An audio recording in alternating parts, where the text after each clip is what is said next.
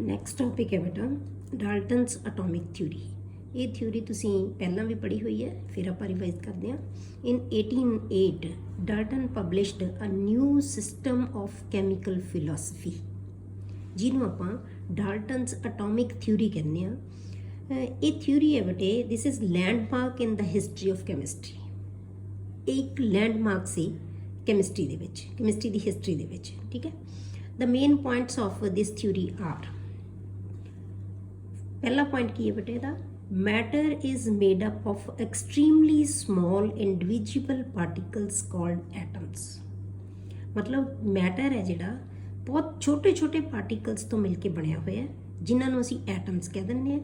And these particles are indivisible. Indivisible का मतलब असी इहनूं होर छोटे पार्ट्स दे विच ब्रेक नहीं कर सकते, तोड़ नहीं सकते। दूसरा पॉइंट इहदा थ्योरी दा, all atoms of an element are identical। ਜਿਹੜੀਆਂ ਇੱਕ ਐਲੀਮੈਂਟ ਦੀਆਂ ਐਟਮਸ ਹੈ ਉਹ ਸਾਰੀਆਂ ਕੀ ਹੋਣਗੀਆਂ, ਆਇਡੈਂਟੀਕਲ ਹੋਣਗੀਆਂ। They have same mass and size. ਇੱਕ ਐਲੀਮੈਂਟ ਦੀਆਂ ਮਤਲਬ ਜਿਵੇਂ ਹਾਈਡਰੋਜਨ ਹੈ, ਹਾਈਡਰੋਜਨ ਦੀਆਂ ਸਾਰੀਆਂ ਐਟਮਸ ਕੀ ਹੋਣਗੀਆਂ, ਸੇਮ ਹੋਣਗੀਆਂ। ਇਹ ਡਾਲਟਨ ਦੀ ਥਿਊਰੀ ਹੈ, ਠੀਕ ਹੈ। ਜਿਵੇਂ ਆਕਸੀਜਨ ਹੈ, ਆਕਸੀਜਨ ਦੀਆਂ ਸਾਰੀਆਂ ਐਟਮਸ ਕੀ ਹੋਣਗੀਆਂ, ਸੇਮ ਹੋਣਗੀਆਂ ਇਨ ਮਾਸ ਐਂਡ ਸਾਈਜ਼। तीसरा पॉइंट है बेटे जिहड़ा, atoms of different elements differ in properties. मतलब अलग अलग एलीमेंट्स दियां जिहड़ियां एटम्स है वो डिफरेंट होणगियां। They have different masses and size. मतलब हाइड्रोजन दियां एटम्स ऑक्सीजन नाल नहीं मिलदियां, ऑक्सीजन दियां एटम्स नाइट्रोजन नाल नहीं मिलदियां, हाइड्रोजन नाल नहीं मिलदियां। मतलब हर एक एलीमेंट दियां एटम्स है जिहड़ियां होणगियां डिफरेंट होणगियां। फोर्थ पॉइंट है जिहड़ा, compounds are formed when atoms of different elements combine in a fixed ratio। combine कदों बनता बेटे कंपाउंड, जदों ਜਿਹੜੀਆਂ ਐਟਮਸ ਹੈ ਅਲੱਗ ਅਲੱਗ ਐਟਮ ਐਲੀਮੈਂਟਸ ਦੀਆਂ ਐਟਮਸ ਹੈ ਜਦੋਂ ਇੱਕ ਫਿਕਸਡ ਰੇਸ਼ੋ ਦੇ ਵਿੱਚ ਕੰਬਾਈਨ ਹੁੰਦੀਆਂ। ਜਿਵੇਂ ਆਪਾਂ ਵਾਟਰ ਬਣਾਉਂਦੇ ਹਾਂ, ਉਹਦੇ ਵਿੱਚ ਦੋ ਐਟਮਸ ਕਿਹਦੀਆਂ ਹੁੰਦੀਆਂ, ਹਾਈਡਰੋਜਨ ਦੀਆਂ, ਇੱਕ ਐਟਮ ਕਿਹਦੀ ਹੁੰਦੀ ਹੈ, ਆਕਸੀਜਨ ਦੀ। ਤਾਂ ਇਹ ਹਮੇਸ਼ਾ ਕੀ ਰਹਿਣਗੀਆਂ, ਇਹਨਾਂ ਦੀ ਰੇਸ਼ੋ ਹਮੇਸ਼ਾ ਕੀ ਰਹਿੰਦੀ ਹੈ, ਫਿਕਸ ਰਹਿੰਦੀ ਹੈ। ਆਪਾਂ ਪਹਿਲਾਂ ਵੀ ਲੌਂਚ ਕੀਤਾ ਸੀ ਕੰਜ਼ਰਵੇਸ਼ਨ ਆਫ ਮਾਸ ਦੇ ਵਿੱਚ, ਠੀਕ ਹੈ। ਤੇ ਇਹਨਾਂ ਦੀ ਜਿਹੜੀ ਲਾ ਆਫ ਕਾਂਸਟੈਂਟ ਕੰਪੋਜੀਸ਼ਨ ਦੇ ਵਿੱਚ ਕੀਤਾ ਸੀ ਆਪਾਂ ਕਿ ਜਿਹੜੇ ਇਹਨਾਂ ਦੀ ਰੇਸ਼ੋ ਹੈ ਹਮੇਸ਼ਾ ਕੀ ਰਹੇਗੀ, ਕਾਂਸਟੈਂਟ ਰਹੇਗੀ। ਨੈਕਸਟ ਹੈ ਜਿਹੜਾ point, atoms can not be created, destroyed ਔਰ transformed into atoms of other elements. Atoms ਨੂੰ ਅਸੀਂ ਨਾ ਕ੍ਰੀਏਟ ਕਰ ਸਕਦੇ ਹਾਂ, ਨਾ ਉਹਨਾਂ ਨੂੰ ਅਸੀਂ ਡਿਸਟਰੋਏ ਕਰ ਸਕਦੇ ਹਾਂ, ਤੇ ਨਾ ਹੀ ਅਸੀਂ ਟਰਾਂਸਫਾਰਮ ਕਰ ਸਕਦੇ ਹਾਂ ਇੱਕ ਫਾਰਮ ਤੋਂ ਦੂਜੀ ਫਾਰਮ ਦੇ ਵਿੱਚ। ਤਾਂ ਅਸੀਂ ਦੂਸਰੀਆਂ ਐਲੀਮੈਂਟਸ ਦੀਆਂ ਐਟਮਸ ਦੇ ਵਿੱਚ ਵੀ ਉਹਨਾਂ ਨੂੰ ਕਨਵਰਟ ਨਹੀਂ ਕਰ ਸਕਦੇ। ਤੀਸਰਾ ਪੁਆਇੰਟ ਹੈ ਬੇਟੇ ਜਿਹੜਾ, atoms of different elements differ in properties. ਮਤਲਬ ਅਲੱਗ ਅਲੱਗ ਐਲੀਮੈਂਟਸ ਦੀਆਂ ਜਿਹੜੀਆਂ ਐਟਮਸ ਹੈ ਉਹ ਡਿਫਰੈਂਟ ਹੋਣਗੀਆਂ। They have different masses and size. मतलब हाइड्रोजन दियां एटम्स ऑक्सीजन नाल नहीं मिलदियां, ऑक्सीजन दियां एटम्स नाइट्रोजन नाल नहीं मिलदियां, हाइड्रोजन नाल नहीं मिलदियां। मतलब हर एक एलीमेंट दियां एटम्स है जिहड़ियां होणगियां डिफरेंट होणगियां। फोर्थ पॉइंट है जिहड़ा, compounds are formed when atoms of different elements combine in a fixed ratio. Combine कदों बनता बेटे कंपाउंड, जदों ਜਿਹੜੀਆਂ ਐਟਮਸ ਹੈ ਅਲੱਗ ਅਲੱਗ ਐਟਮ ਐਲੀਮੈਂਟਸ ਦੀਆਂ ਐਟਮਸ ਹੈ ਜਦੋਂ ਇੱਕ ਫਿਕਸਡ ਰੇਸ਼ੋ ਦੇ ਵਿੱਚ ਕੰਬਾਈਨ ਹੁੰਦੀਆਂ। ਜਿਵੇਂ ਆਪਾਂ ਵਾਟਰ ਬਣਾਉਂਦੇ ਹਾਂ, ਉਹਦੇ ਵਿੱਚ ਦੋ ਐਟਮਸ ਕਿਹਦੀਆਂ ਹੁੰਦੀਆਂ, ਹਾਈਡਰੋਜਨ ਦੀਆਂ, ਇੱਕ ਐਟਮ ਕਿਹਦੀ ਹੁੰਦੀ ਹੈ, ਆਕਸੀਜਨ ਦੀ। ਤਾਂ ਇਹ ਹਮੇਸ਼ਾ ਕੀ ਰਹਿਣਗੀਆਂ, ਇਹਨਾਂ ਦੀ ਰੇਸ਼ੋ ਹਮੇਸ਼ਾ ਕੀ ਰਹਿੰਦੀ ਹੈ, ਫਿਕਸ ਰਹਿੰਦੀ ਹੈ। ਆਪਾਂ ਪਹਿਲਾਂ ਵੀ ਲੌਂਚ ਕੀਤਾ ਸੀ ਕੰਜ਼ਰਵੇਸ਼ਨ ਆਫ ਮਾਸ ਦੇ ਵਿੱਚ, ਠੀਕ ਹੈ। ਤੇ ਇਹਨਾਂ ਦੀ ਜਿਹੜੀ ਲਾ ਆਫ ਕਾਂਸਟੈਂਟ ਕੰਪੋਜੀਸ਼ਨ ਦੇ ਵਿੱਚ ਕੀਤਾ ਸੀ ਆਪਾਂ ਕਿ ਜਿਹੜੇ ਇਹਨਾਂ ਦੀ ਰੇਸ਼ੋ ਹੈ ਹਮੇਸ਼ਾ ਕੀ ਰਹੇਗੀ, ਕਾਂਸਟੈਂਟ ਰਹੇਗੀ। ਨੈਕਸਟ ਹੈ ਜਿਹੜਾ point, atoms can not be created, destroyed ਔਰ transformed into atoms of other elements. Atoms ਨੂੰ ਅਸੀਂ ਨਾ ਕ੍ਰੀਏਟ ਕਰ ਸਕਦੇ ਹਾਂ, ਨਾ ਉਹਨਾਂ ਨੂੰ ਅਸੀਂ ਡਿਸਟਰੋਏ ਕਰ ਸਕਦੇ ਹਾਂ, ਤੇ ਨਾ ਹੀ ਅਸੀਂ ਟਰਾਂਸਫਾਰਮ ਕਰ ਸਕਦੇ ਹਾਂ ਇੱਕ ਫਾਰਮ ਤੋਂ ਦੂਜੀ ਫਾਰਮ ਦੇ ਵਿੱਚ। ਤਾਂ ਅਸੀਂ ਦੂਸਰੀਆਂ ਐਲੀਮੈਂਟਸ ਦੀਆਂ ਐਟਮਸ ਦੇ ਵਿੱਚ ਵੀ ਉਹਨਾਂ ਨੂੰ ਕਨਵਰਟ ਨਹੀਂ ਕਰ ਸਕਦੇ। ਨੈਕਸਟ ਹੈ ਜਿਹੜਾ, atoms retain their identity in all chemical reactions. कोई भी कैमिकल रिएक्शन होवे ਉਹਦੇ ਵਿੱਚ ਐਟਮਸ ਦੀ ਆਇਡੈਂਟੀਟੀ ਹੈ ਜਿਹੜੀ ਉਹ ਰਿਟੇਨ ਰਹਿੰਦੀ ਹੈ। ਮਤਲਬ ਐਟਮਸ ਦੀ ਆਇਡੈਂਟੀਟੀ ਉਹੀ ਰਹੇਗੀ, ਐਟਮਸ ਉਹੀ ਰਹਿਣਗੀਆਂ, ਉਹਨਾਂ ਦੇ ਵਿੱਚ ਕੋਈ ਚੇਂਜ ਨਹੀਂ ਹੋਵੇ। ਭਾਵੇਂ ਉਹ ਕਿਸੇ ਮਰਜ਼ੀ ਹੋਰ ਐਲੀਮੈਂਟ ਨਾਲ ਜੁੜ ਜਾਣ ਪ੍ਰੋਡਕਟ ਬਣਾਉਣ ਲਈ, ਪਰ ਐਟਮਸ ਦੀ ਆਇਡੈਂਟੀਟੀ ਹੈ ਜਿਹੜੀ ਉਹ ਕੀ ਰਹੇਗੀ, ਸੇਮ ਰਹੇਗੀ, ਉਹ ਚੇਂਜ ਨਹੀਂ ਹੁੰਦੀ। ਠੀਕ ਹੈ, ਤਾਂ ਆਪਾਂ ਕੀ ਕਹਿ ਸਕਦੇ, however atom is the smallest particle which take part in a chemical reaction. ਇਹਦਾ ਮਤਲਬ ਕੀ ਹੈ ਕਿ ਜਿਹੜੀ ਐਟਮ ਹੈ ਉਹ ਸਭ ਤੋਂ ਛੋਟਾ ਪਾਰਟ ਹੈ ਪਾਰਟੀਕਲ ਦਾ ਜਿਹੜਾ ਕੈਮੀਕਲ ਰਿਐਕਸ਼ਨ ਦੇ ਵਿੱਚ ਪਾਰਟ ਲੈਂਦਾ ਹੈ, ਹਿੱਸਾ ਲੈਂਦਾ ਹੈ। ਇਹ ਬੇਟੇ ਪੁਆਇੰਟ ਸੀ ਡਾਲਟਨ ਦੀ ਥਿਊਰੀ ਨੇ। ਠੀਕ ਹੈ, ਉਸ ਤੋਂ ਬਾਅਦ ਆ ਗਈਆਂ ਇਹਦੀਆਂ ਲਿਮਿਟੇਸ਼ਨਸ। ਹੁਣ ਲਿਮਿਟੇਸ਼ਨਸ ਕੀ ਹੈ, ਕਿਉਂਕਿ ਇਹਨੇ ਜੋ ਆਪਣੀ ਥਿਊਰੀ ਦਿੱਤੀ ਹੈ ਤੇ ਉਹ ਪੁਆਇੰਟਸ ਦਿੱਤੇ ਹੈ ਸਾਰੇ, ਇਹ ਸਾਰੇ ਦੇ ਸਾਰੇ ਪੁਆਇੰਟਸ ਆ ਜਿਹੜੇ ਇਹ ਕਰੈਕਟ ਨਹੀਂ ਹੈ, ਇਹਦੇ ਵਿੱਚ ਬਹੁਤ ਸਾਰੀਆਂ ਕਮੀਆਂ ਹੈਗੀਆਂ। ਤਾਂ ਆਪਾਂ ਕੀ ਪੜਾਂਗੇ ਹੁਣ, ਇਹਦੀਆਂ ਲਿਮਿਟੇਸ਼ਨਸ ਕੀ ਹੈ, ਕਮੀਆਂ ਕੀ ਹੈ ਇਸ ਥਿਊਰੀ ਦੀਆਂ। ਬੇਟੇ ਇਸ ਥਿਊਰੀ ਨੇ ਬਹੁਤ ਸਾਰੀਆਂ ਚੀਜ਼ਾਂ ਨੂੰ ਐਕਸਪਲੇਨ ਕੀਤਾ ਹੈ, ਤਾਂ ਹੀ ਇਹਨੂੰ ਲੈਂਡਮਾਰਕ ਮੰਨਿਆ ਗਿਆ ਹੈ, ਬਹੁਤ ਚੀਜ਼ਾਂ ਬਾਰੇ ਦੱਸਿਆ ਹੈ ਪਹਿਲੀ ਵਾਰੀ। ਪਰ ਇਹਨੇ ਜਿਹੜੇ ਲਾਜ਼ ਆਫ ਕੈਮੀਕਲ ਕੰਬੀਨੇਸ਼ਨ ਹੈ, ਬਹੁਤ ਸਾਰੇ ਲਾਅ ਇਹਨੇ ਐਕਸਪਲੇਨ ਕੀਤੇ ਹੈ, ਸਿਰਫ ਗੈਸੀਅਸ ਲਾਅ ਨੂੰ ਛੱਡ ਕੇ ਬਾਕੀ ਸਾਰੇ ਲਾਅ ਇਹਨੇ ਐਕਸਪਲੇਨ ਕੀਤੇ ਹੈ। ਪਰ ਫਿਰ ਵੀ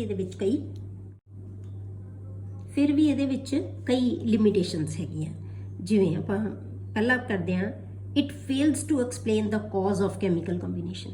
ਹੁਣ ਇਹ ਤਾਂ ਕਹਿਤਾ ਵੀ ਕੈਮੀਕਲੀ ਕੰਬਾਈਨ ਕਰਦੇ ਹੈ, ਐਟਮਸ ਕੰਬਾਈਨ ਕਰਦੀਆਂ, ਪਰ ਇਹਨਾਂ ਦਾ ਕਾਜ਼ ਕੀ ਹੈ, ਕਿਉਂ ਕੰਬਾਈਨ ਕਰਦੀਆਂ ਐਟਮਸ ਕੰਪਾਊਂਡ ਬਣਾਉਣ ਲਈ, ਇਹਦਾ ਕੋਈ ਰੀਜ਼ਨ ਨਹੀਂ, ਕੋਈ ਐਕਸਪਲੇਨੇਸ਼ਨ ਨਹੀਂ। It does not explain Gay Lussac's law of combining volumes. Gaseous law ਨੂੰ ਇਹਨੇ ਐਕਸਪਲੇਨ ਬਿਲਕੁਲ ਨਹੀਂ ਕੀਤਾ, ਬਾਕੀ ਲਾਅਸ ਬਾਰੇ ਦੱਸਿਆ। It does not give idea about isotopes and isobars. ਹੁਣ ਆਈਸੋਟੋਪਸ ਤੇ ਆਈਸੋਬਾਰ ਤੁਸੀਂ ਪੜ੍ਹੇ ਹੋਏ ਆ। ਆਈਸੋਟੋਪਸ ਕਿਹਨਾਂ ਨੂੰ ਕਹਿੰਦੇ ਆ, atoms of same element which has same mass number but different, same atomic number but different mass numbers. Isobars ਕਿਹਨਾਂ ਨੂੰ ਕਹਿੰਦੇ ਆ, atoms of different elements which has same mass number but different atomic mass. ਜਿਨ੍ਹਾਂ mass number ਤਾਂ ਸੇਮ ਹੋਏਗਾ but atomic number different ਹੋਏਗਾ, ਉਹਨਾਂ ਨੂੰ ਅਸੀਂ ਆਈਸੋਬਾਰਸ ਕਹਿੰਦੇ ਆ। ਤਾਂ ਇਹਦੇ ਬਾਰੇ ਕੋਈ ਆਈਡੀਆ ਨਹੀਂ ਦਿੱਤਾ, ਕਿਉਂਕਿ ਇਹਨੇ ਕਿਹਾ ਕਿ ਇਹ ਜਿਹੜੇ ਐਟਮਸ ਹੈ ਇੱਕ ਤਰ੍ਹਾਂ ਦੀਆਂ, ਜਿਹੜੀਆਂ ਇੱਕ ਐਲੀਮੈਂਟ ਦੀਆਂ ਐਟਮਸ ਸਾਰੀਆਂ ਸੇਮ ਹੁੰਦੀਆਂ, ਡਿਫਰੈਂਟ ਐਲੀਮੈਂਟਸ ਦੀਆਂ ਐਟਮਸ ਜਿਹੜੀਆਂ ਡਿਫਰੈਂਟ ਹੁੰਦੀਆਂ। ਪਰ ਆਈਸੋਟੋਪਸ ਤੇ ਆਈਸੋਬਾਰਸ ਬਾਰੇ ਉਹਨੂੰ ਨਹੀਂ ਪਤਾ ਸੀ, ਜਿਹਦੇ ਵਿੱਚ ਇਹ ਚੇਂਜਸ ਆ ਜਾਣਗੀਆਂ। ਠੀਕ ਹੈ, ਉਸ ਤੋਂ ਬਾਅਦ ਆ ਗਿਆ, it does not explain why atoms of different elements show different properties. It does not explain why atoms of different elements show different properties. कि अलग-अलग एलिमेंट्स ਦੀਆਂ ਜਿਹੜੀਆਂ ਐਟਮ ਹੈ ਉਹ ਅਲੱਗ-ਅਲੱਗ ਪ੍ਰੋਪਰਟੀਜ਼ ਕਿਉਂ ਸ਼ੋ ਕਰਦੀਆਂ। ਇਹਨੇ ਕਿਹਾ ਹੈ ਕਿ atoms of different elements differ in properties, ਪਰ ਇਹਦਾ ਰੀਜ਼ਨ ਕੀ ਹੈ, ਇਹਦੀ ਕੋਈ ਐਕਸਪਲੇਨੇਸ਼ਨ ਨਹੀਂ ਦੇ ਸਕਿਆ। It does not explain the difference between an atom and a molecule. ਇਹ ਐਟਮ ਤੇ ਮੋਲੀਕਿਊਲ ਨੂੰ ਡਿਸਟਿੰਗੁਇਸ਼ ਨਹੀਂ ਕਰ ਸਕਿਆ ਕਿ ਅਸੀਂ ਐਟਮ ਕਿਹਨੂੰ ਕਹਿੰਦੇ ਆ ਤੇ ਮੋਲੀਕਿਊਲ ਕਿਹਨੂੰ ਕਹਿੰਦੇ ਆ। ਠੀਕ ਹੈ, ਇਹ ਆ ਗਈਆਂ ਇਹਦੀਆਂ limitations of Dalton atomic theory. ਇਹ ਬੇਟੇ ਤੁਸੀਂ ਥਿਊਰੀ ਪਹਿਲਾਂ ਵੀ ਪੜ੍ਹੀ ਹੋਈ ਹੈ ਜਾਂ ਇਹਦੇ ਪੋਸਟੂਲੇਟਸ ਵੀ ਕੀਤੇ ਹੋਏ ਆ ਤੁਸੀਂ, ਤਾਂ ਇਹਦੀਆਂ ਲਿਮਿਟੇਸ਼ਨਸ ਵੀ ਪੜ੍ਹੀਆਂ ਹੋਈਆਂ। ਠੀਕ ਹੈ, ਤਾਂ ਪਰ ਆਪਾਂ ਇੱਕ ਵਾਰ ਵਾਈਜ਼ ਹੋ ਗਿਆ। ਨੈਕਸਟ ਟੌਪਿਕ ਹੈ ਬੇਟੇ atomic and molecular masses. Atomic and molecular masses. ਹੁਣ ਆਪਾਂ ਪੜ੍ਹਨਾ ਹੈ ਬੇਟੇ ਅਟੋਮਿਕ ਤੇ ਮੋਲੀਕੂਲਰ ਮਾਸਿਸ ਕੀ ਹੁੰਦੇ ਆ। ਬੇਟੇ ਆਪਾਂ ਐਵੋਗੈਡਰੋ ਦੇ ਅਕੋਰਡਿੰਗ ਐਟਮ ਤੇ ਮੋਲੀਕਿਊਲ ਬਾਰੇ ਆਪਾਂ ਪੜ੍ਹ ਚੁੱਕੇ ਹਾਂ। ਠੀਕ ਹੈ, ਇਹ ਤੁਹਾਨੂੰ ਯਾਦ ਹੋਵੇ ਆਪਾਂ ਇੱਥੇ ਕੀਤਾ ਸੀ ਐਵੋਗੈਡਰੋ ਲਾਅ ਜਦੋਂ ਪੜ੍ਹਿਆ ਸੀ ਆਪਾਂ, ਤੇ ਉਹਨੇ ਦੱਸਿਆ ਸੀ, ਡਿਸਟਿੰਗੁਇਸ਼ ਕੀਤਾ ਸੀ ਐਟਮ ਤੇ ਮੋਲੀਕਿਊਲ ਕਿ ਐਟਮ ਕੀ ਹੈ, ਐਲੀਮੈਂਟ ਦਾ ਸਮੋਲੈਸਟ ਪਾਰਟੀਕਲ, ਤੇ ਮੋਲੀਕਿਊਲ ਕੀ ਹੈ, ਸਬਸਟੈਂਸ ਦਾ ਸਮੋਲੈਸਟ ਪਾਰਟੀਕਲ। ਠੀਕ ਹੈ, ਐਲੀਮੈਂਟ ਦੇ ਸਮੋਲੈਸਟ ਪਾਰਟੀਕਲ ਨੂੰ ਅਸੀਂ ਐਟਮ ਕਹਿੰਦੇ ਹਾਂ ਔਰ ਸਬਸਟੈਂਸ ਦੇ ਸਮੋਲੈਸਟ ਪਾਰਟੀਕਲ ਨੂੰ ਅਸੀਂ ਮੋਲੀਕਿਊਲ ਕਹਿੰਦੇ ਹਾਂ। ਇਹਦੀ ਫ੍ਰੀ ਐਗਜ਼ਿਸਟੈਂਸ ਹੋ ਵੀ ਸਕਦੀ ਹੈ, ਨਹੀਂ ਵੀ ਹੋ ਸਕਦੀ, ਪਰ ਮੋਲੀਕਿਊਲ ਦੀ ਹਮੇਸ਼ਾ ਫ੍ਰੀ ਐਗਜ਼ਿਸਟੈਂਸ ਹੁੰਦੀ ਹੈ। ਠੀਕ ਹੈ, ਤੇ ਇਹਨੂੰ ਡਿਸਕਸ ਕਰਨ ਤੋਂ ਬਾਅਦ ਹੁਣ ਆਪਾਂ ਕੀ ਕਰਨੇ ਆ, ਇਹਨਾਂ ਦੇ ਮਾਸਿਸ ਕਰਨੇ ਆ, atomic and molecular masses. But ਹਰੇਕ ਐਲੀਮੈਂਟ ਦਾ ਇੱਕ ਕਰੈਕਟਰਿਸਟਿਕ ਅਟੋਮਿਕ ਮਾਸ ਹੁੰਦਾ ਹੈ। Each element has a characteristic atomic mass, ਉਹਦਾ ਪਰਟੀਕੂਲਰ ਮਾਸ ਹੋਏਗਾ। ਪਰ ਸਾਨੂੰ ਪਤਾ ਹੈ ਕਿ atoms are extremely small. Atoms ਜਿਹੜੀਆਂ ਬਹੁਤ ਸਮੌਲ ਹੈ, their absolute masses are difficult to measure। ਆਪਾਂ ਉਹਨਾਂ ਦੇ ਐਟੋਮਿਕ ਮਾਸਿਸ ਨੂੰ ਐਬਸੋਲਿਊਟਲੀ ਕਰੈਕਟ ਵੇ ਦੇ ਨਾਲ, ਕਰੈਕਟ ਹੈ ਜਿਹੜੇ ਮਾਸਿਸ ਉਹਨਾਂ ਦੀ, ਉਹਨਾਂ ਨੂੰ ਮੈਜ਼ਰ ਨਹੀਂ ਕਰ ਸਕਦੇ। ਅੱਜ ਕੱਲ੍ਹ ਹੈਗੇ ਬਟ ਸਾਡੇ ਕੋਲੇ ਸੋਫਿਸਟੀਕੇਟਡ ਟੈਕਨੀਕਸ ਹੈਗੀਆਂ, ਜਿਵੇਂ ਮਾਸ ਸਪੈਕਟ੍ਰੋਮੀਟਰੀ ਹੈ, ਠੀਕ ਹੈ, ਜਿਹਦੇ ਨਾਲ ਅਸੀਂ ਬਹੁਤ ਛੋਟੇ ਮਾਸਿਸ ਨੂੰ ਵੀ ਮੈਜ਼ਰ ਕਰ ਸਕਦੇ ਹਾਂ ਐਕੂਰੇਟਲੀ। ਪਰ 19th ਸੈਂਚਰੀ ਮਤਲਬ ਅੱਜ ਕੱਲ੍ਹ ਸਾਡੇ ਕੋਲੇ ਟੈਕਨੀਕਸ ਹੈਗੀਆਂ, ਸੋਫਿਸਟੀਕੇਟਡ ਟੈਕਨੀਕਸ ਹੈ ਜਿਵੇਂ ਸਪੈਕਟ੍ਰੋਮੀਟਰੀ, ਜਿਹਦੇ ਨਾਲ ਅਸੀਂ ਐਟੋਮਿਕ ਮਾਸਿਸ ਨੂੰ ਐਕੂਰੇਟਲੀ ਮੈਜ਼ਰ ਕਰ ਸਕਦੇ ਹਾਂ, ਐਟਮ ਦੇ ਮਾਸਿਸ ਨੂੰ ਐਕੂਰੇਟ। ਪਰ ਜਦੋਂ ਇਹ ਥਿਊਰੀਜ਼ ਬਣੀਆਂ ਸੀ ਇਨ 19th ਸੈਂਚਰੀ ਦੇ ਵਿੱਚ, ਕਿ ਮਾਸ ਅਸੀਂ ਇੱਕ ਐਟਮ ਦਾ ਮਾਸ ਹੈ ਜਿਹੜਾ ਉਹ ਡਿਟਰਮਿਨ ਨਹੀਂ ਕਰ ਸਕਦੇ, ਛੋਟੀ ਐਟਮ ਸੀ, ਫਿਰ ਅਸੀਂ ਉਹਨੂੰ ਕਿਵੇਂ ਜਿਹੜਾ ਉਹਦਾ ਮੈਜ਼ਰ ਕਰਦੇ ਸੀ ਮਾਸ, ਉਹਦਾ ਅਸੀਂ ਇੱਕ ਐਟਮ ਦੇ ਮਾਸ ਨੂੰ ਅਸੀਂ ਰਿਲੇਟਿਵ ਟੂ ਅਨਦਰ ਐਟਮ, ਇੱਕ ਐਟਮ ਨੂੰ ਅਸੀਂ ਸਟੈਂਡਰਡ ਮੰਨ ਲੈਂਦੇ ਸੀ, ਇੱਕ ਐਟਮ ਦੇ ਮਾਸ ਨੂੰ ਸਟੈਂਡਰਡ ਮੰਨਿਆ ਜਾਂਦਾ ਸੀ, ਤੇ ਉਹਦੇ ਰਿਲੇਟਿਵਲੀ, ਉਹਦੇ ਕੰਪੈਰੀਜ਼ਨ 'ਚ ਆਪਾਂ ਦੂਜੇ ਦੇ ਮਾਸ ਨੂੰ ਉਹਦੇ ਨਾਲੋਂ ਕਿੰਨੇ ਗੁਣਾ ਹੈਵੀ ਹੈ, ਉਹਦੇ ਅਕੋਰਡਿੰਗ ਆਪਾਂ ਉਹਦੇ ਦੂਜੀ ਐਟਮ ਦੇ ਮਾਸ ਨੂੰ ਕੈਲਕੂਲੇਟ ਕਰਦੇ ਸੀ। ਇਸ ਪਰਪਸ ਲਈ ਬੇਟੇ ਸਭ ਤੋਂ ਪਹਿਲਾਂ ਹਾਈਡਰੋਜਨ ਨੂੰ ਸਟੈਂਡਰਡ ਮੰਨਿਆ ਗਿਆ, ਠੀਕ ਹੈ। ਇਨ ਦ 19th century mass of one atom was determined relative to another atom by experimental means. For this purpose mass of one atom of hydrogen was assumed as unity. ਅਸੀਂ ਹਾਈਡਰੋਜਨ ਨੂੰ ਦੇ ਮਾਸ ਨੂੰ unity ਮੰਨ ਲਿਆ, and was accepted as standard, ਤੇ ਅਸੀਂ ਇਹਨੂੰ standard ਮੰਨ ਲਿਆ। ਮਤਲਬ ਕੀ ਹੈ, ਬਾਕੀ ਸਾਰੇ ਐਟਮਸ ਦੇ ਮਾਸ ਅਸੀਂ ਕਿਹਦੇ ਅਕੋਰਡਿੰਗ ਕੱਢਾਂਗੇ, ਹਾਈਡਰੋਜਨ ਦੇ ਮਾਸ ਦੇ ਅਕੋਰਡਿੰਗ। ਇਹਨੂੰ ਅਸੀਂ ਕਿੰਨਾ ਮੰਨਿਆ, ਯੂਨਿਟੀ ਮੰਨਿਆ, 1 ਮੰਨਿਆ। ਇਹਦੇ ਅਕੋਰਡਿੰਗ ਆਪਾਂ ਬਾਕੀ ਮਾਸਿਸ ਦੇ ਜਿਹੜੇ ਬਾਕੀ ਐਟਮਸ ਹੈ ਉਹਨਾਂ ਦੇ ਮਾਸਿਸ ਨੂੰ ਕੈਲਕੂਲੇਟ ਕਰ ਲਾਂਗੇ। ਤਾਂ ਫਿਰ ਆਪਾਂ ਐਟੋਮਿਕ ਮਾਸ ਨੂੰ ਕਿਹਨੂੰ ਕਹਾਂਗੇ ਬੇਟੇ, ਤਾਂ ਫਿਰ ਐਟੋਮਿਕ ਮਾਸ ਆਫ ਐਲੀਮੈਂਟ ਕੀ ਹੋ ਗਿਆ ਬੇਟੇ, atomic mass of an element can be defined as a number, एक ही है, एक number होएगा, the number which indicates how many times the mass of one atom of the element is heavier in comparison to the mass of one atom of hydrogen। मतलब कि hydrogen दी एक atom दे मास नालों किसी element the atom है जिहड़ी वो किन्ने times हैवीयर है, जिन्ना नंबर आएगा उस नंबर ਨੂੰ ਆਪਾਂ ਕੀ ਕਹਿ ਦਾਂਗੇ, ਉਹਦਾ ਐਟੋਮਿਕ ਮਾਸ, ਵਿਦਆਊਟ ਐਨੀ ਯੂਨਿਟ, ਕੋਈ ਯੂਨਿਟ ਉਹਦਾ ਨਹੀਂ ਲਿਆ ਗਿਆ, ਇੱਕ ਨੰਬਰ ਲਿਆ ਗਿਆ ਕਿ ਹਾਈਡਰੋਜਨ ਨੂੰ ਅਸੀਂ ਯੂਨਿਟੀ ਮੰਨਿਆ ਹੋਇਆ, ਉਹਦੇ ਨਾਲੋਂ ਕਿੰਨੇ ਟਾਈਮਸ ਕੋਈ ਐਟਮ ਹੈਵੀਅਰ ਹੈ, ਉਹ ਕੀ ਆ ਜਾਏਗਾ, ਉਹਦਾ ਐਟੋਮਿਕ ਮਾਸ। ਇਹਨੂੰ ਹੀ ਕੰਸੀਡਰ ਕੀਤਾ ਗਿਆ, ਠੀਕ ਹੈ। ਫਿਰ ਹਾਈਡਰੋਜਨ ਨੂੰ ਛੱਡ ਕੇ ਫਿਰ ਕਿਹਨੂੰ ਮੰਨ ਲਿਆ ਬੇਟੇ, ਆਕਸੀਜਨ ਨੂੰ। ਇਹ ਤੁਹਾਡੀ NCERT 'ਚ ਹੈ ਨਹੀਂ, ਗਿਵਨ ਨਹੀਂ ਹੈ ਤੁਹਾਨੂੰ, ਬਸ ਸਿੱਧਾ ਆ ਗਿਆ ਵੀ ਹੁਣ ਪ੍ਰੈਜ਼ੈਂਟ ਜਿਹੜਾ ਆਪਾਂ IUPAC ਨੇ ਕਿਹਨੂੰ ਮੰਨਿਆ ਹੋਇਆ ਉਹ ਦਿੱਤਾ ਹੋਇਆ, ਪਰ ਫਿਰ ਵੀ ਆਪਾਂ ਡਿਸਕਸ ਕਰਦੇ ਹਾਂ ਕਿ ਹਾਈਡਰੋਜਨ ਨੂੰ ਛੱਡ ਕੇ ਫਿਰ ਕੀ ਲੈ ਲਿਆ, oxygen, because oxygen is more reactive than hydrogen. Hydrogen ਦੇ ਨਾਲ ਕੰਪਾਊਂਡਸ ਜਿਹੜੇ ਹੈਗੇ ਬਾਕੀ ਐਲੀਮੈਂਟਸ ਦੇ ਘੱਟ ਈਜ਼ੀ ਬਣ ਸਕਦੇ ਆ, ਪਰ ਆਕਸੀਜਨ ਨਾਲ ਈਜ਼ੀਲੀ ਬਣ ਸਕਦੇ ਆ, ਇਸ ਕਰਕੇ ਈਜ਼ੀ ਜਿਹੜਾ ਆਕਸੀਜਨ ਨੂੰ ਫਿਰ ਸਟੈਂਡਰਡ ਮੰਨ ਲਿਆ। ਫਿਰ ਆਕਸੀਜਨ ਦੇ ਅਕੋਰਡਿੰਗ ਮਾਸ ਕਿਵੇਂ ਕੱਢਿਆ ਗਿਆ, how many times, ਤੇ ਆਪਾਂ ਇਹ ਤੇ ਲਿਖਣਾ ਹੈ, ਨੰਬਰ ਹੀ ਹੋ ਆਏਗਾ, how many times the mass of one atom of element is heavier in comparison to 1/16th mass of an atom of oxygen। ਤਾਂ ਆਪਾਂ ਕੀ ਲੈ ਲਿਆ ਕਿ ਆਕਸੀਜਨ ਦੇ 1/16th ਪਾਰਟ ਤੋਂ ਪਹਿਲਾਂ ਅਸੀਂ ਆਕਸੀਜਨ ਦੇ ਮਾਸ ਦਾ 1/16 ਕੀਤਾ, ਕਿਉਂਕਿ ਮਾਸ ਜਿਹੜਾ ਆਕਸੀਜਨ ਦਾ ਕਿੰਨਾ ਲਿਆ ਹੈ, 16, ਉਹਨੂੰ 16 ਮੰਨਿਆ ਗਿਆ ਸੀ। ਤਾਂ 1/16th ਪਾਰਟ ਲੈ ਕੇ ਉਹਦੇ ਨਾਲੋਂ ਕਿੰਨੇ ਟਾਈਮਸ ਕੋਈ ਐਲੀਮੈਂਟ ਹੈਵੀਅਰ ਹੈ, ਉਹਦੀ ਐਟਮ ਹੈ ਜਿਹੜੀ ਹੈਵੀਅਰ ਹੈ, ਉਹਨੂੰ ਆਪਾਂ ਕੀ ਮੰਨ ਲਿਆ, ਉਹਦਾ ਐਟੋਮਿਕ ਮਾਸ, ਠੀਕ ਹੈ। ਫਿਰ IUPAC ਨੇ ਕੀ ਕੀਤਾ ਬੇਟੇ, ਇੱਕ ਜਿਹੜਾ ਕਾਰਬਨ 12 ਹੈ ਉਹਨੂੰ ਸਟੈਂਡਰਡ ਮੰਨ ਲਿਆ, ਠੀਕ ਹੈ। Present system of atomic mass is based on C12, ਇਹ C12 ਤੇ ਬੇਸਡ ਹੈ ਐਜ਼ ਦਾ ਸਟੈਂਡਰਡ। ਹੁਣ ਅਸੀਂ C12 ਨੂੰ ਸਟੈਂਡਰਡ ਮੰਨਿਆ ਹੋਇਆ। C12 ਕੀ ਚੀਜ਼ ਹੈ ਬੇਟੇ, C12 is one of the isotopes of carbon, ਇੱਕ ਕਾਰਬਨ ਦਾ ਆਈਸੋਟੋਪ ਹੈ, and is represented by C12। ਉੱਪਰ ਅਸੀਂ ਮਾਸ ਲਿਖਦੇ ਹਾਂ, ਹਮੇਸ਼ਾ ਨੀਚੇ ਨੰਬਰ ਹੁੰਦਾ, ਪਰ ਇਹ ਤੁਸੀਂ ਛੋਟੀ ਕਲਾਸਿਸ ਵਿੱਚ ਵੀ ਪੜ੍ਹਿਆ ਹੋਇਆ। In this system, C12 is assigned a mass of 12 AMU। ਜਿਹੜਾ ਇਸ ਸਿਸਟਮ ਦੇ ਅਕੋਰਡਿੰਗ ਜਿਹੜਾ ਕਾਰਬਨ ਦਾ ਮਾਸ ਮੰਨਿਆ ਗਿਆ ਉਹ ਕਿੰਨਾ, 12 ਮੰਨਿਆ ਗਿਆ, ਐਂਡ ਮਾਸਿਸ ਆਫ ਅਦਰ ਐਟਮਸ ਵਰ ਗਿਵ ਰਿਲੇਟਿਵ ਟੂ ਦਿਸ।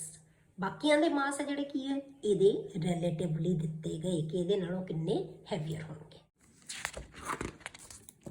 ਹੁਣ ਆਪਾਂ ਬੇਟੇ ਅਟੋਮਿਕ ਮਾਸ ਆਫ ਐਲੀਮੈਂਟ ਕਿਵੇਂ ਕੈਲਕੂਲੇਟ ਕਰਾਂਗੇ। ਤਾਂ ਜੇ ਆਪਾਂ ਕਾਰਬਨ C12 ਨੂੰ ਸਟੈਂਡਰਡ ਮੰਨ ਕੇ ਤਾਂ ਆਪਾਂ ਕਿਸੇ ਵੀ ਜਿਹੜਾ ਐਲੀਮੈਂਟ ਆ ਉਹਦਾ ਅਟੋਮਿਕ ਮਾਸ ਕਿਵੇਂ ਦੱਸਾਂਗੇ। Atomic mass of an element is equal to mass of one atom of the element. ਕਿਸੇ ਜਿਸ ਐਲੀਮੈਂਟ ਦਾ ਅਸੀਂ ਅਟੋਮਿਕ ਮਾਸ ਕੱਢਣਾ ਹੈ ਉਹਦੀ ਇੱਕ ਐਟਮ ਦਾ mass divided by 1/12 part of the mass of one atom of carbon C12 ਇਹਦੇ C12 ਦਾ ਮਤਲਬ ਹੈ ਬੇਟੇ ਇੱਕ ਆਈਸੋਟੋਪ ਹੈ, ਇਹਦਾ C14 ਵੀ ਹੁੰਦਾ ਤਾਂ ਆਪਾਂ C12 ਲੈਣਾ ਜਿਹੜਾ ਨੇਚਰ ਦੇ ਵਿੱਚ ਜ਼ਿਆਦਾ ਹੁੰਦਾ ਕਾਰਬਨ। ਠੀਕ ਹੈ, ਤਾਂ ਇਹਨਾਂ ਦੇ ਆਪਾਂ ਮਾਸ ਨੂੰ 1/12 ਪਾਰਟ ਆਫ, ਜੇ ਆਪਾਂ ਇਹਨੂੰ ਉੱਪਰ ਲੈ ਜਾਈਏ ਤਾਂ ਕੀ ਕਰਾਂਗੇ ਆਪਾਂ mass of one atom of element divided by mass of one atom of carbon multiplied by 12 ਉੱਪਰ ਚਲਾ ਜਾਏਗਾ। ਠੀਕ ਹੈ, ਤਾਂ ਇਹ ਆ ਜਾਏਗਾ ਤੁਹਾਡੇ ਕੋਲੇ atomic mass of element. Clear. ਹੁਣ ਆਪਾਂ ਕੀ ਕਿਹਾ ਹੈ ਕਿ ਇਹਨੂੰ AMU 'ਚ ਮੰਨਿਆ ਗਿਆ ਸੀ, ਅਟੋਮਿਕ ਮਾਸ ਯੂਨਿਟ ਦੇ ਵਿੱਚ। ਹੁਣ ਸਾਨੂੰ ਪਤਾ ਹੋਣਾ ਚਾਹੀਦਾ ਕਿ ਬੇਟੇ ਅਟੋਮਿਕ ਮਾਸ ਯੂਨਿਟ ਅਸੀਂ ਕਿਹਨੂੰ ਕਹਿੰਦੇ ਆ। ਅਟੋਮਿਕ ਮਾਸ ਯੂਨਿਟ ਕੀ ਹੁੰਦਾ ਹੈ। 1 AMU is defined as a mass exactly equal to 1/12 the mass of one atom of carbon। ਆਹੀ ਆਪਾਂ ਚੀਜ਼ ਲਈ ਹੋਈ ਹੈ, ਇਹਦਾ ਮਤਲਬ ਇਹ AMU ਹੈ, ਇੱਕ AMU ਹੈ।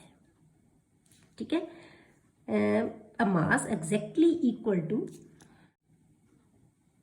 ਕੀ ਲਵਾਂਗੇ ਆਪਾਂ mass exactly equal to 1/12 the mass of one atom of C12 atom। the actual mass of one atom of carbon ਕਿੰਨਾ ਹੁੰਦਾ ਹੈ ਇਹ ਸਾਨੂੰ ਪਤਾ ਹੈ ਬੇਟੇ। ਕੁਛ ਐਟਮਸ ਐਕਚੁਅਲ ਮਾਸਿਸ ਹੈ ਜਿਹੜੇ ਉਹ ਕੈਲਕੂਲੇਟ ਕੀਤੇ ਗਏ ਸੀ। ਤਾਂ ਐਕਚੁਅਲ ਮਾਸ ਹੈ ਜਿਹੜਾ, ਐਕਚੁਅਲ ਮਾਸ ਕਿਹਨੂੰ ਕਹਿੰਦੇ ਬੇਟੇ, ਜਿਹੜਾ ਕਿਸੇ ਵੀ ਐਲੀਮੈਂਟ ਦੀ ਇੱਕ ਐਟਮ ਦਾ ਮਾਸ ਹੋਵੇ ਉਹਨੂੰ ਐਕਚੁਅਲ ਮਾਸ ਕਿਹਾ ਜਾਂਦਾ ਹੈ। ਉਹ ਹੈਗਾ ਸੀ 1.9924 × 10⁻23 ਗ੍ਰਾਮਸ। ਇੰਨੇ ਗ੍ਰਾਮ ਮਾਸ ਸੀ ਇੱਕ ਐਟਮ ਆਫ ਕਾਰਬਨ ਦਾ C12 ਦਾ। ਹੁਣ ਆਪਾਂ ਇੱਕ AMU ਕੱਢਣਾ ਹੈ। ਹੁਣ ਆਪਾਂ ਇੱਕ ਐਟਮ ਦਾ ਮਾਸ ਸਾਨੂੰ ਪਤਾ ਹੈ, ਇੱਕ ਐਟਮ ਦੇ ਮਾਸ ਨੂੰ ਆਪਾਂ ਕੀ ਕਰਨਾ ਹੈ 12 ਨਾਲ ਡਿਵਾਈਡ ਕਰ ਦੇਣਾ। ਤਾਂ 1 AMU is equal to mass of one atom of carbon divided by 12। ਉਹਦਾ 12th ਪਾਰਟ ਲੈਣਾ ਆਪਾਂ, ਤਾਂ ਉਹ ਕੀ ਆ ਗਿਆ 1.66 × 10⁻24 ਗ੍ਰਾਮਸ। ਹੁਣ ਤੁਸੀਂ ਇਹਨੂੰ ਬੇਟੇ ਯਾਦ ਰੱਖਣਾ ਹੈ ਕਿ ਇੱਕ AMU ਦਾ ਜਿਹੜਾ ਮਾਸ ਹੁੰਦਾ ਇੰਨੇ ਗ੍ਰਾਮਸ ਹੁੰਦਾ ਹੈ, ਕਿਉਂਕਿ ਇਹਨੂੰ ਆਪਾਂ ਯੂਜ਼ ਕਰਾਂਗੇ ਹੁਣ ਹਰੇਕ ਤਰ੍ਹਾਂ ਦੇ। ਇਹ ਤੁਹਾਡੀ ਯਾਦ ਹੋਣੀ ਚਾਹੀਦੀ ਹੈ ਇਹ ਜਿਹੜੀ ਹੈ ਫਿਗਰ। ਉਹਦੇ ਇਹਦਾ ਮਤਲਬ ਕੀ ਹੋਇਆ ਬੇਟੇ, ਅਟੋਮਿਕ ਮਾਸ ਆਫ ਐਲੀਮੈਂਟ ਕਿੰਨਾ ਹੋ ਗਿਆ ਫਿਰ ਬੇਟੇ। ਜੇ ਆਪਾਂ ਦੇਖਣਾ ਹੋਵੇ mass of one atom of element ਜੋ ਆਪਾਂ ਉੱਪਰ ਲਿਖਿਆ ਸੀ ਡਿਵਾਈਡਡ ਬਾਈ ਆਪਾਂ 1/12 mass of one atom of carbon ਲਿਆ ਕੇ ਸੀ। ਇੱਥੇ ਆਪਾਂ ਕੀ ਕਰ ਸਕਦੇ ਹਾਂ ਇੱਕ AMU। 1/12 ਮਾਸ ਕਿਹਨੂੰ ਕਹਿੰਦੇ ਆਪਾਂ, ਇੱਕ AMU ਕਹਿੰਦੇ ਆ। ਠੀਕ ਹੈ, ਤਾਂ ਆਪਾਂ ਕੀ ਕਰਾਂਗੇ ਇੱਕ ਐਟਮ ਦੇ ਕੋਈ ਵੀ ਐਲੀਮੈਂਟ ਲੈ ਲਿਆ ਉਹਦੀ ਇੱਕ ਐਟਮ ਦੇ ਮਾਸ ਨੂੰ ਆਪਾਂ ਕੀ ਕਰਾਂਗੇ ਇੱਕ AMU ਨਾਲ ਡਿਵਾਈਡ ਕਰ ਦਾਂਗੇ। ਤਾਂ ਸਾਡੇ ਕੋਲੇ ਕੀ ਆ ਜਾਣਾ ਅਟੋਮਿਕ ਮਾਸ ਆਫ ਐਲੀਮੈਂਟ। ਆਪਾਂ ਐਗਜ਼ਾਮਪਲ ਕਰਦੇ ਹਾਂ ਤਾਂ ਫਿਰ ਤੁਹਾਨੂੰ ਸਮਝ ਆਏਗੀ। ਐਗਜ਼ਾਮਪਲ ਆਪਾਂ ਲਈਏ mass of an atom of hydrogen. ਸਾਨੂੰ ਪਤਾ ਹੈ ਕਿ ਇੱਕ ਹਾਈਡਰੋਜਨ ਦਾ ਮਾਸ ਹੈ, ਜਿਵੇਂ ਸਾਡੇ ਕੋਲੇ ਇੱਕ ਐਟਮ ਕਾਰਬਨ ਦਾ ਮਾਸ ਸਾਨੂੰ ਪਤਾ ਸੀ, ਉਵੇਂ ਸਾਨੂੰ ਇੱਕ ਐਟਮ ਹਾਈਡਰੋਜਨ ਦਾ ਮਾਸ ਵੀ ਪਤਾ ਹੈ। ਕਿੰਨਾ ਹੈ 1.6736 × 10⁻24 ਗ੍ਰਾਮਸ। ਇੱਕ ਐਟਮ ਦਾ ਮਾਸ ਹੈ ਹਾਈਡਰੋਜਨ ਦਾ ਹੈ। ਇਨ ਟਰਮਸ ਆਫ AMU ਇਹ ਬੇਟੇ ਤੁਹਾਨੂੰ ਸਾਰੀਆਂ ਫਿਗਰਸ ਬਹੁਤ ਹੀ ਜ਼ਿਆਦਾ ਯਾਦ ਕਰਨ ਦੀ ਲੋੜ ਨਹੀਂ ਹੈ, ਇਹ ਤੁਹਾਨੂੰ ਸਿਰਫ ਸਮਝ ਆਉਣੀ ਚਾਹੀਦੀ ਵੀ ਇਹ ਚੀਜ਼ਾਂ ਬਣੀਆਂ ਕਿਵੇਂ। ਹੁਣ ਅਸੀਂ ਇਹਨਾਂ ਚੀਜ਼ਾਂ ਨੂੰ ਯੂਜ਼ ਨਹੀਂ ਕਰਨੇ। ਜੇ ਅਸੀਂ ਮਾਸ ਕੱਢ ਚੁੱਕੇ ਹਾਂ ਜਿਹੜੇ ਹੁਣ ਆਪਾਂ ਸਿਰਫ ਅਸੀਂ ਤਾਂ ਉਹਨਾਂ ਦੇ ਐਟੋਮਿਕ ਮਾਸਿਸ ਨੂੰ, ਮੋਲੀਕੂਲਰ ਮਾਸਿਸ ਨੂੰ, ਗ੍ਰਾਮ ਐਟੋਮਿਕ ਮਾਸਿਸ ਨੂੰ, ਗ੍ਰਾਮ ਮੋਲੀਕੂਲਰ ਮਾਸਿਸ ਉਹਨਾਂ ਨੂੰ ਹੀ ਯੂਜ਼ ਕਰਾਂਗੇ। ਪਰ ਤੁਹਾਨੂੰ ਸਮਝ ਆਉਣੀ ਚਾਹੀਦੀ ਹੈ, ਇਹਨਾਂ ਨੂੰ ਰੱਟੇ ਮਾਰਨ ਦੀ ਲੋੜ ਨਹੀਂ ਹੈ। ਅੰਡਰਸਟੈਂਡ ਕਰਨਾ ਇਹਨਾਂ ਚੀਜ਼ਾਂ ਨੂੰ। ਠੀਕ ਹੈ, mass of one atom of hydrogen given ਹੈ। ਇਨ ਟਰਮਸ ਆਫ AMU ਜੇ ਆਪਾਂ ਕਰੀਏ AMU ਦੇ ਵਿੱਚ ਆਪਾਂ ਕੀ ਕਰਾਂਗੇ ਮਾਸ ਆਫ ਹਾਈਡਰੋਜਨ ਐਟਮ ਕਿੰਨਾ ਆਏਗਾ। ਮਾਸ ਆਫ ਹਾਈਡਰੋਜਨ ਐਟਮ ਇੱਕ ਐਟਮ ਦਾ ਮਾਸ ਲੈ ਲਿਆ, ਆਪਾਂ ਕੀ ਕਰਤਾ AMU ਨਾਲ ਉਹਨੂੰ ਡਿਵਾਈਡ ਕਰਤਾ। Mass of one atom of element ਤੇ ਆਪਾਂ ਇੱਕ ਐਲੀਮੈਂਟ ਦੀ ਜਿਹੜੀ ਐਲੀਮੈਂਟ ਦੀ ਇੱਕ ਐਟਮ ਦਾ ਮਾਸ ਲੈ ਲਿਆ ਹਾਈਡਰੋਜਨ ਦਾ, ਉਹਨੂੰ ਆਪਾਂ ਕੀ ਕੀਤਾ AMU ਨਾਲ ਡਿਵਾਈਡ ਕਰਤਾ। ਤਾਂ ਕੀ ਆ ਗਿਆ ਉਹਦਾ ਅਟੋਮਿਕ ਮਾਸ ਆ ਗਿਆ। ਤਾਂ atomic mass of hydrogen is, ਤਾਂ ਸਾਡੇ ਕੋਲੇ ਹਾਈਡਰੋਜਨ ਦਾ ਅਟੋਮਿਕ ਮਾਸ ਆ ਗਿਆ। ਇਹ ਕਿੰਨਾ ਆ ਗਿਆ ਬੇਟੇ 1.0080 AMU, ਜਿਹਨੂੰ ਅਸੀਂ ਅਪਰੋਕਸੀਮੇਟਲੀ 1 AMU ਹੀ ਮੰਨ ਲੈਂਦੇ ਹਾਂ। ਕਲੀਅਰ ਹੋ ਗਿਆ। ਪਤਾ ਲੱਗ ਗਿਆ ਕਿ ਹਾਈਡਰੋਜਨ ਦਾ ਐਟੋਮਿਕ ਮਾਸ ਕਿਵੇਂ ਕੱਢਿਆ, ਇੱਕ ਐਟਮ ਦਾ ਮਾਸ ਲੈ ਕੇ, ਹਾਈਡਰੋਜਨ ਦੀ ਇੱਕ ਐਟਮ ਦਾ ਮਾਸ ਲੈ ਕੇ ਅਸੀਂ ਉਹਨੂੰ ਇੱਕ AMU ਨਾਲ ਡਿਵਾਈਡ ਕਰਤਾ, ਕਿਉਂਕਿ ਹਮੇਸ਼ਾ ਯਾਦ ਰੱਖਣਾ ਹੈ ਕਿ ਕਿਸੇ ਵੀ ਐਲੀਮੈਂਟ ਦੀ ਐਟਮ ਦਾ ਐਟੋਮਿਕ ਮਾਸ ਕੱਢਣਾ ਹੈ ਤਾਂ ਉਹਦਾ ਇੱਕ ਐਟਮ ਦਾ ਮਾਸ ਲੈ ਕੇ ਉਹਨੂੰ AMU ਨਾਲ ਡਿਵਾਈਡ ਕਰ ਦਿਓ, ਉਹ AMU ਦੇ ਵਿੱਚ ਉਹਦਾ ਜਿਹੜਾ ਮਾਸ ਆ ਜਾਏਗਾ। ਤੇ ਇਹ ਕਿੰਨਾ ਆ ਗਿਆ ਸਾਡੇ ਕੋਲੇ 1.0080 AMU। ਇਸੇ ਤਰ੍ਹਾਂ ਹੁਣ ਅਸੀਂ ਆਕਸੀਜਨ ਦਾ ਕੱਢਦੇ ਹਾਂ। ਆਕਸੀਜਨ ਦੀ ਇੱਕ ਐਟਮ ਦਾ ਮਾਸ ਹੈ ਜਿਹੜਾ ਬੇਟੇ ਕਿੰਨਾ ਹੁੰਦਾ ਹੈ, ਇੰਨਾ। Mass of 1 atom of oxygen divided by AMU। ਇੱਕ ਐਟਮ ਦਾ ਮਾਸ ਇੰਨਾ ਹੈ, ਇਹਨੂੰ AMU ਦੇ ਨਾਲ ਡਿਵਾਈਡ ਕਰਤਾ, ਠੀਕ ਹੈ, AMU ਨਾਲ ਡਿਵਾਈਡ ਕਰਤਾ ਤਾਂ ਕਿੰਨਾ ਆ ਗਿਆ 15.995, ਜਿਹਨੂੰ ਅਸੀਂ ਅਪਰੋਕਸੀਮੇਟਲੀ ਕੀ ਕਹਿ ਦਿੰਦੇ ਹਾਂ, ਆਪਾਂ ਅਪਰੋਕਸੀਮੇਟਲੀ ਇਹਨੂੰ ਕਿੰਨਾ ਮੰਨ ਲੈਂਦੇ ਹਾਂ 16 AMU। ਇਹਨੂੰ ਅਸੀਂ ਅਪਰੋਕਸੀਮੇਟਲੀ ਕਿੰਨਾ ਮੰਨ ਲੈਂਦੇ ਹਾਂ 1 AMU। ਅਸੀਂ 1 ਹੀ ਮੰਨਦੇ ਹੁੰਦੇ ਹਾਂ ਇਹਨੂੰ ਤਕਰੀਬਨ, ਠੀਕ ਹੈ। ਹੁਣ ਆਪਾਂ ਕੀ ਕਹਿੰਦੇ ਆ ਕਿ ਜਿਹੜਾ ਅੱਜ ਕੱਲ੍ਹ ਬੇਟੇ AMU ਦੀ ਥਾਂ ਤੇ at present AMU has been replaced by U। ਅਸੀਂ ਹੁਣ ਅਟੋਮਿਕ ਮਾਸ ਯੂਨਿਟ ਦੀ ਥਾਂ ਤੇ ਹੁਣ ਆਪਾਂ ਯੂਨੀਫਾਈਡ ਮਾਸ ਲਿਖ ਦਿੰਦੇ ਹਾਂ, U ਲਿਖ ਦਿੰਦੇ ਹਾਂ। ਮਤਲਬ ਉਹਨਾਂ ਦਾ ਕੀ ਹੈ, ਸੇਮ ਹੈ, ਚਾਹੇ ਤੁਸੀਂ AMU ਲਿਖ ਦਿਓ ਚਾਹੇ ਤੁਸੀਂ U ਲਿਖ ਦਿਓ।